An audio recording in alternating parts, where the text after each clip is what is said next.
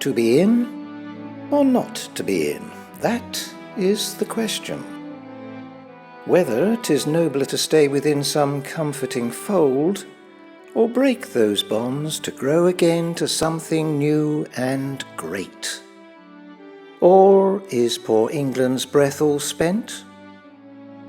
That wealth and tide of history is now leased out, mortgaged to uncertain futures, indentured to a tribe of little men who strive for power to wield, not greatness, while we, like sheep before the barking dog, are herded where we are no more a threat. Beware, the noose is tightening round our throats, and soon will silence every croak of rage.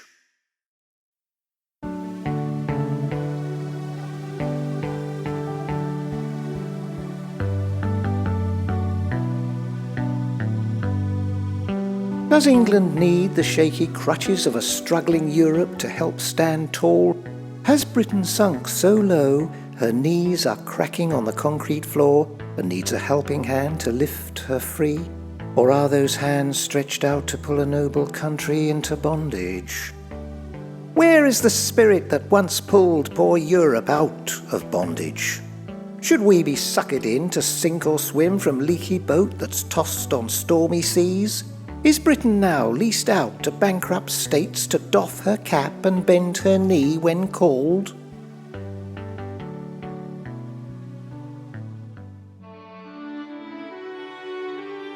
Once princes, lords and yeomen shouted loud for freedom and forced a tyrant king to sign the charter, that charter of the land that spoke of freedom and democracy, that gave the people rights to stand upon a piece of earth where they could rule themselves.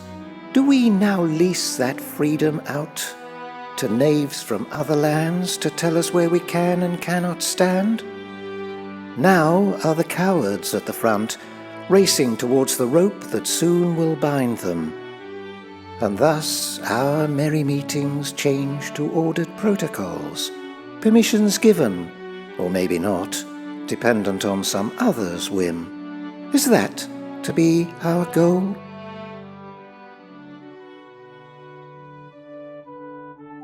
"800 years of freedom thrown away upon that charter's anniversary? Our sceptered isle, that green and pleasant land sunk beneath the aggressor's brutish hand? How could you sink so low? How could you show no fight to hold what's ours? Are your legs so weak they can no longer stand unaided? I say, once more into the breach, dear friends. Surrender is not the way this story ends."